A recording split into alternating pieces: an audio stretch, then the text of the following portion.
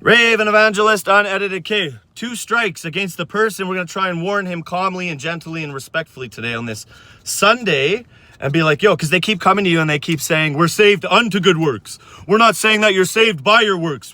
They all say that, right? But here's the problem. You guys don't actually believe that.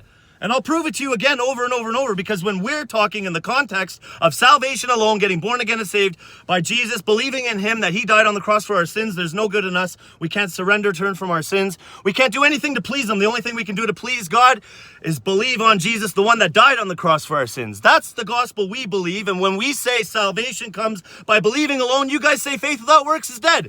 So not only do you guys make the false error of misunderstanding that verse, then you guys jump over here and say, no, we're not saying that you have to have works with your faith. You obviously are saying you have to have works with your faith, and you don't realize that you just can't see it and you don't understand it, even though you're saying it. You are, because we're talking in the context of salvation again, right?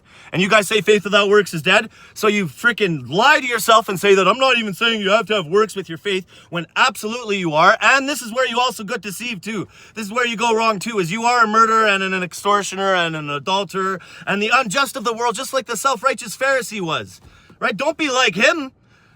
But you are like him. You know, you say, right, to everybody, you're like, you can't just go and murder and do all this stuff, like Paul was charged of in Romans 3:8. He says their damnation is just, right? They misunderstand that they are the murderers, right? That's what Paul's saying all in Romans, is he not? We're all fallen short. Every single one of us are without excuse. We all fall short of the glory of God. It's a righteousness that comes by faith, not by works of the law. It's a justification and a righteousness that comes by faith. I can't even talk. Not by works of the law. Yeah? You guys go wrong in 2 areas. Faith without works is dead. You guys say it, and then you guys say that you don't mean what you say.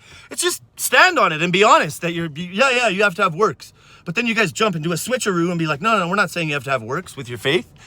It's like, yeah, you just did. You quoted it. And you don't believe that you're a murderer. And you don't believe that. So forget about your works, buddy.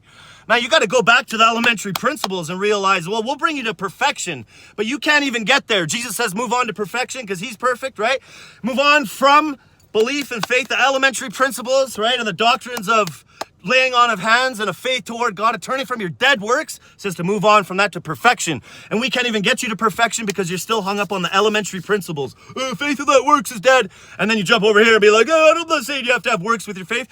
You're saved unto good works. No, you are clearly saying you have to have works with your faith. You don't realize it, and that's why you're always bringing it up in the context of why we're saying, or when we're saying, belief and faith is what saves us alone. You guys don't realize you're murderers and extortioners, just like the self-righteous Pharisee that was judging the publican, but the publican went away justified because he said, have mercy.